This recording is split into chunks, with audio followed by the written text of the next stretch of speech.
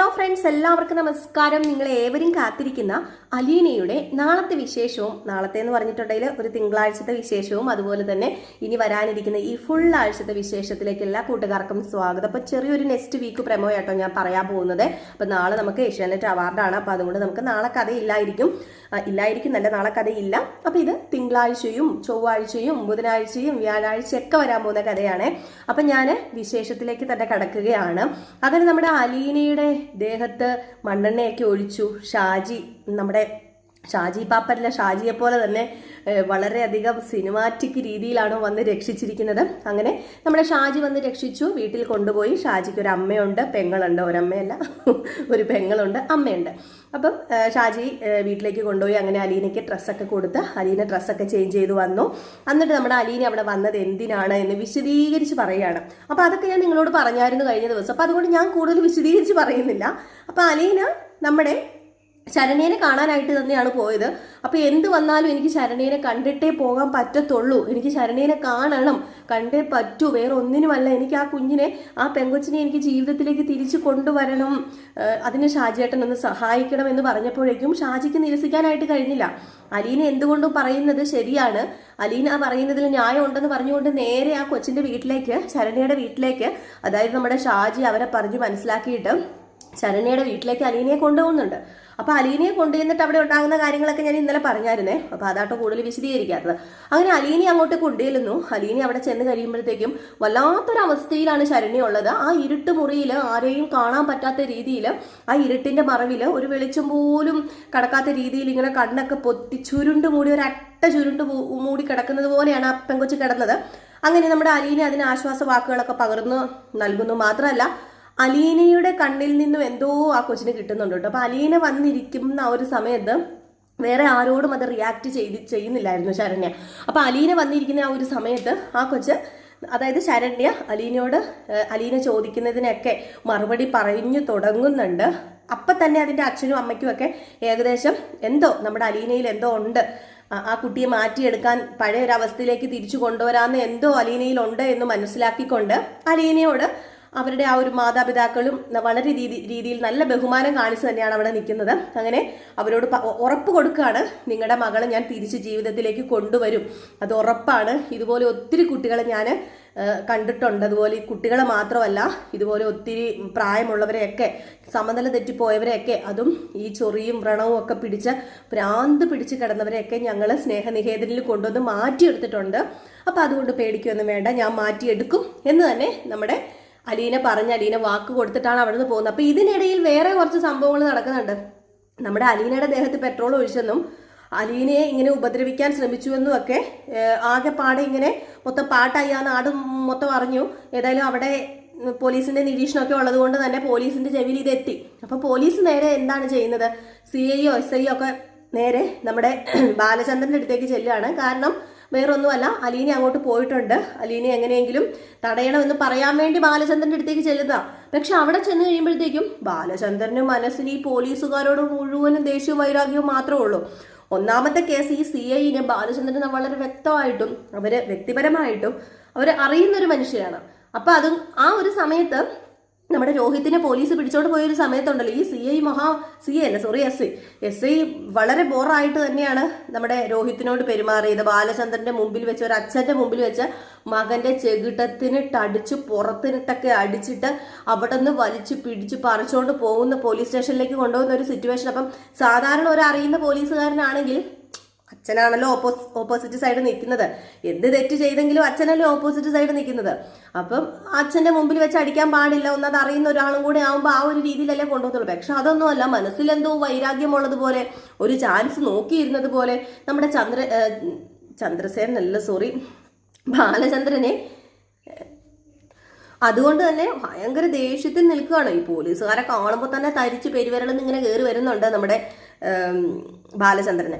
അപ്പൊ അങ്ങനെ ബാലചന്ദ്രൻ ചോദിച്ചു, എന്താ ഇവിടെ കാര്യം എന്ന് ചോദിച്ചപ്പോഴത്തേക്കും, എന്താ അറസ്റ്റ് ചെയ്യാനാണോ, എന്താ കേസ്, അത് പറ എന്നൊക്കെ ഇങ്ങനെ പറയാം. അപ്പൊ ഇതൊക്കെ കേട്ട് കഴിഞ്ഞപ്പോഴത്തേക്കും അത് പിന്നെ ബാലചന്ദ്രൻ, ഞങ്ങൾ വേറെ ഒന്നിനും അല്ല വന്നത്, നിങ്ങൾക്ക് വേണ്ടിയാണ് ഞങ്ങൾ വന്നതെന്ന് പറയുമ്പോൾ, ഞങ്ങൾക്ക് വേണ്ടി നിങ്ങൾ ഇങ്ങോട്ട് ക്ഷണിച്ചു ആരെങ്കിലും? ഇല്ലല്ലോ, അങ്ങനെ അല്ലായിരുന്നല്ലോ കഴിഞ്ഞ ദിവസം ഇങ്ങോട്ടേക്ക് വന്നത്. നിങ്ങൾ വന്ന് പ്രതിയാന്ന് പറയുന്ന ഒരാളെ നിങ്ങൾ ഇവിടുന്ന് കൊണ്ടുപോയത് അത് അത്രയ്ക്കും അപമര്യാദയായിട്ടല്ല. നിങ്ങൾ ഒരു പ്രതിയാണെങ്കിൽ കൂടി അത് വീട്ടുകാരുടെ മുമ്പിൽ വെച്ച് കുടുംബക്കാരുടെ മുമ്പിൽ വെച്ച് കാണിക്കാൻ പറ്റുന്ന പരിപാടിയാണോ CI സാറെ അല്ല SI സാറ് കാണിച്ചത്? ഈ സാറേ എന്ന് വിളിക്കുന്ന വേറെ ഒന്നും കൊണ്ടല്ല. കഴിഞ്ഞ ഒരാഴ്ച വരെ ഞാൻ നിങ്ങളെ സാറേ നല്ല വിളിച്ചുകൊണ്ടിരുന്നത്. പക്ഷെ ഇപ്പൊ സാറേ എന്ന് വിളിക്കുന്നുണ്ടെങ്കിൽ അത് എന്താണെന്ന് തനിക്കറിയാലോ. തനിക്ക് എന്താ വേണ്ടത്? എന്തെങ്കിലും പരാതി കംപ്ലൈന്റ് ആരെങ്കിലും തന്നിട്ടുണ്ടോ? അതോ ഇനിയിപ്പം തെളിവെടുപ്പിന് വല്ലതും വന്നതാണോ? എന്താ തനിക്ക് വേണ്ടത്? പിന്നെ ഞാനിവിടെ ഇല്ലാത്ത സമയത്ത് ഇവിടുത്തെ ഒരു പെങ്കൊച്ചിനെ പിടിച്ചോണ്ട് പോയി നിങ്ങൾ അത്ര ഹരാസ് ചെയ്ത് നിങ്ങൾ അവിടെ ഒരു ദിവസം വരെ ഒരു ദിവസം എന്ന് പറഞ്ഞാൽ 24 മണിക്കൂർ വരെ അവിടെ തടഞ്ഞു വെച്ചിട്ടുണ്ടെങ്കിൽ ഇതെന്താ? ഇവിടെ ചോദിക്കാനും പറയാനും ആരുമില്ലേ? നിയമത്തിന്റെ വഴിക്ക് തന്നെയാണോ പോകുന്നതെന്ന് സാറൊന്ന് ചിന്തിച്ചു നോക്കാൻ പറഞ്ഞപ്പോൾ എന്റെ പൊന്നു ബാലചന്ദ്രൻ ഞാൻ പറയുന്നൊന്ന് കേക്ക്. ഞാനിപ്പം വന്നത് നിങ്ങൾക്ക് വേണ്ടിയാ. അതൊന്ന് മനസ്സിലാക്കാൻ പറഞ്ഞപ്പോഴത്തേക്കും നമ്മുടെ ബാലചന്ദ്രൻ അങ്ങ് എന്താ പറയാ, ഇഷ്ടമില്ലാത്ത രീതിയിൽ തന്നെ ഇങ്ങനെ നിൽക്കുകയാണ്. മാത്രമല്ല ഒരു പ്രതിയാണ്, എൻ്റെ മകൻ ഒരു പ്രതിയാണ്, അത് ശരിയാണ്, പക്ഷെ അവൻ എൻ്റെ മകനാണ്, അത് നിങ്ങൾ മറക്കരുത് എന്നൊക്കെ പറയുന്നുണ്ട്. അപ്പോൾ ഞാൻ അത് വിട്, അതൊന്നും അല്ല ബാലചന്ദ്രൻ ഞങ്ങളിപ്പം വന്ന് നിൽക്കുന്നത്. ഇവിടെ സർവന്റ് ആയി നിന്ന് അലീനെ എന്ത് ചെയ്യുന്നു ചോദിക്കുകയാണ്. ഓഹോ, അപ്പൊ അലീനെ കൊണ്ടുപോകാൻ വന്നതാണോ? അല്ല, അവക്കെതിരെ ഇനിയിപ്പോൾ വേറെ ആരെങ്കിലും പരാതി തന്നിട്ടുണ്ടോ എന്ന് ചോദിച്ചപ്പം അവക്കെതിരെ ആരും പരാതി ഒന്നും തന്നിട്ടില്ല. പക്ഷെ അവളുടെ ജീവന് ഭീഷണിയുണ്ട്, നല്ല ഭീഷണി അവളുടെ ജീവനുണ്ട് എന്ന് പറയുമ്പോഴത്തേക്ക് എന്ത് ഭീഷണി അവളുടെ ജീവന്? ഇതിൽ കൂടുതൽ എന്താണോ ഞങ്ങളൊക്കെ അനുഭവിക്കേണ്ടതെന്ന് ചോദിച്ചപ്പം ഞാനിപ്പോൾ അലീന എവിടെയാണെന്ന് ചോദിച്ചെന്ന് പറഞ്ഞപ്പോഴത്തേക്ക് അലീന ഇവിടെ ഉണ്ടോ എന്നാ ഇപ്പം ഞങ്ങൾക്ക് അറിയേണ്ടതെന്ന് പറയുമ്പം അലീന ഇവിടെ ഇല്ല, അലീന പുറത്തേക്ക് പോയതാ. എന്താ? അലീന പുറത്തേക്ക് പോയെങ്കിൽ അലീന പോയിരിക്കുന്നത് ആ പെങ്കൊച്ചില്ലേ അതിജീവ, അവളുടെ വീട്ടിലേക്കാണ് പോയിരിക്കുന്നത്. അവിടെ അവൾ അനുഭവിക്കേണ്ടി വന്നത് വേറൊന്നുമല്ല, പെട്രോള് ദേഹത്തൊഴിച്ച് തീ കൊളുത്തി എന്നൊക്കെയാണ് പറയുന്നതെന്ന് പറഞ്ഞപ്പോഴത്തേക്കും പെട്ടെന്ന് ബാലചന്ദ്രൻ അങ്ങ് എന്തോ പോലെ ആയി പോയിട്ട്, ബാലചന്ദ്രൻ എന്താ നിങ്ങൾ ഈ പറയുന്നത്? അതേന്നേ, ഞങ്ങൾ വേറെ ഒന്നുമല്ല, നിങ്ങൾക്ക് വേണ്ടിയും ആ പെങ്കൊച്ചിന് വേണ്ടിയൊക്കെ തന്നെയാണ് ഞങ്ങൾ ഇവിടെ വന്നിരിക്കുന്നത്. അവിടെ ആൾക്കാരൊക്കെ ഇടഞ്ഞിട്ടുണ്ട്, അവിടെ ഭയങ്കര പ്രശ്നമാണ്. അതുപോലെ അവളുടെ ആങ്ങളെ എങ്ങാണ്ട് മണ്ണെണ്ണ എങ്ങാണ്ട് ദേഹത്ത് ഒഴിച്ചെന്നോ ഉപദ്രവിച്ചെന്നോ ഒക്കെ പറയുന്ന കേട്ടു എന്ന് പറഞ്ഞപ്പോഴത്തേക്കും നമ്മുടെ ബാലചന്ദ്രൻ വല്ലാത്തൊരവസ്ഥയിലായിപ്പോയി. അങ്ങനെ നമ്മുടെ ബാലചന്ദ്രൻ വല്ലാത്തൊരവസ്ഥയിൽ. അപ്പം ബാലചന്ദ്രൻ എന്ത് ചെയ്യണമെന്ന് അറിയില്ല. എന്നിട്ട് പോലീസുകാർ പറഞ്ഞു, ഏതായാലും ഞങ്ങളുടെ ഒരിതും സംരക്ഷണമൊന്നും നിങ്ങൾക്ക് ആവശ്യമില്ലല്ലോ, നിങ്ങൾ എന്താണെന്ന് വെച്ചാൽ ചെയ്തോ. പോലീസുകാരെ നിങ്ങൾ പുച്ഛമായിട്ടല്ലേ കാണുന്നത്.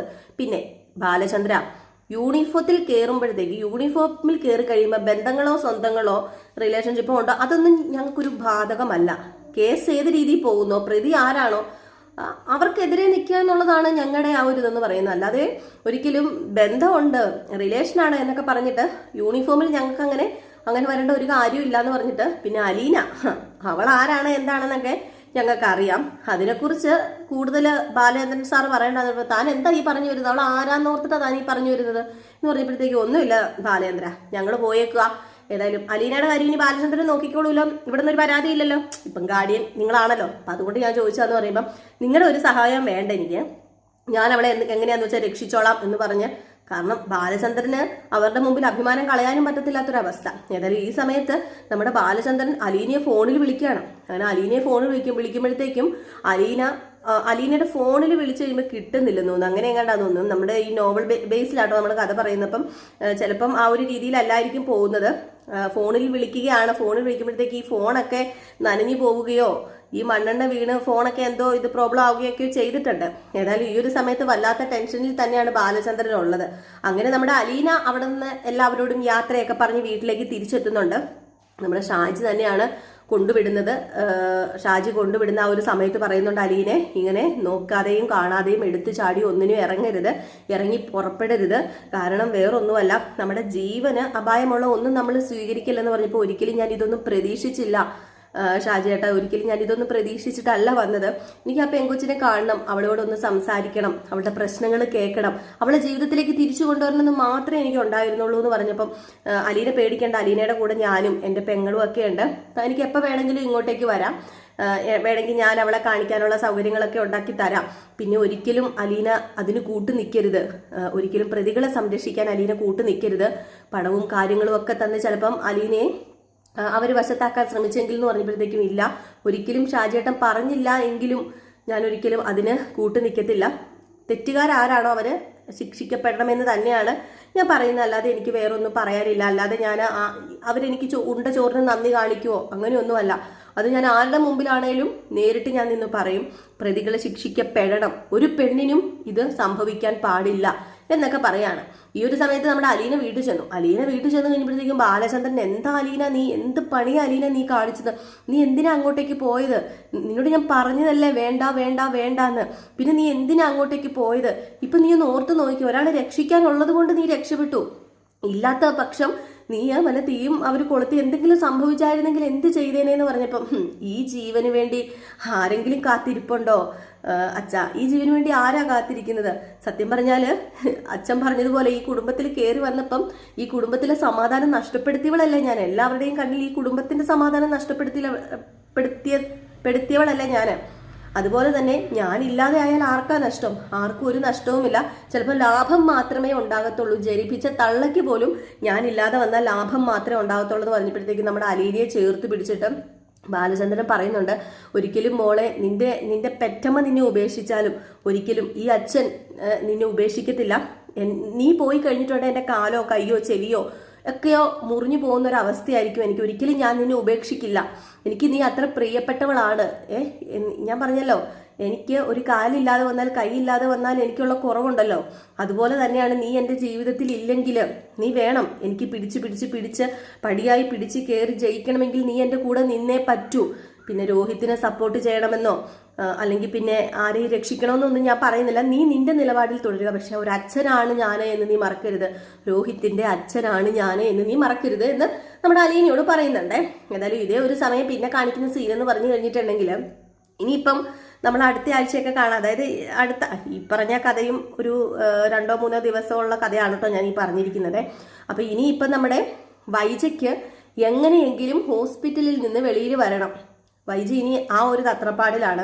ഹോസ്പിറ്റലിൽ കിടന്ന് വൈജ മടുത്തു, അവിടെ കിടന്നിട്ട് കാര്യമില്ല, രോഹിത്തിനെ രക്ഷിക്കണമെങ്കിൽ വൈജയും കൂടി ഇറങ്ങി പുറപ്പെട്ടേ പറ്റൂ. ശിവശങ്കര മേനോനും രാജീവനും വൈജയും കൂടെ ചേർന്നാലേ പറ്റത്തുള്ളൂ.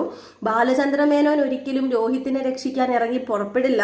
അപ്പൊ രോഹിത്തിന്റെ സൈഡിൽ ഒരാളെങ്കിലും വേണ്ടേ, അത് അവന്റെ അമ്മയായി ഞാൻ ആ ഒരു സമയത്തില്ലെങ്കിൽ എന്ത് ചെയ്യാനാണ് എന്ന ആ ഒരു ഒറ്റ ഇതില് നമ്മുടെ വൈജ അവിടെ കിടന്ന്, അതായത് 1 മാസം കൂടി അവിടെ കിടക്കണം എന്ന ആ ഒരു തീരുമാനത്തിലിരുന്ന നമ്മുടെ വൈജ ഡിസ്ചാർജ് ചോദിച്ച് തന്നെ മേടിച്ച് നമ്മുടെ വൈജ പോരുകയാണ്, അവിടെ നിന്ന് പോരുകയാണ്. ഏതായാലും ഇനിയിപ്പോൾ സംഭവബഹുലമായ കഥയാണ് നമ്മൾ കാണാൻ പോകുന്നത്.